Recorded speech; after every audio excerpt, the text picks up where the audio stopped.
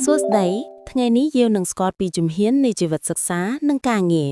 តោះទៅមើលជាមួយគ្នា1 You are Chan កុមារដ្ឋាន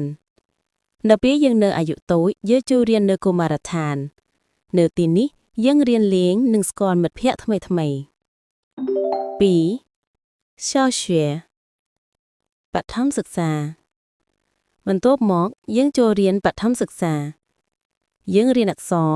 លេខនិងចេះអានចេះសរសេរ3初中មធ្យមសិក្សាដំបូងនៅមធ្យមសិក្សាដំបូងយើងចាប់ផ្ដើមរៀនជាច្រើនមុខវិជ្ជានិងសិក្សាដោយខ្លួនឯងច្រើនជាងមុន4高中មធ្យមសិក្សាទុតិយភូមិនៅថ្នាក់មធ្យមសិក្សាទុតិយភូមិយើងត្រៀមខ្លួនសម្រាប់ប្រឡងនិងគិតអំពីអនាគតរបស់យើង5大学សាកលវិទ្យាល័យ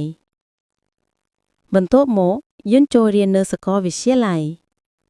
នៅទីនេះយើងជ្រើសរើសជំនាញដែលយើងចូលចិត្តនិងរៀនជាអ្នកជំនាញ6工作ការងារបន្ទាប់ពីរៀនចប់យើងចូលធ្វើការយើងអាចជួយសង្គមនិងសម្រេចក្តីស្រមៃរបស់យើងតើអ្នកមើលស្ថិតនៅលេខរៀងទីប៉ុន្មានដែរសូមខមមិននៅខាងក្រោមវីដេអូនេះ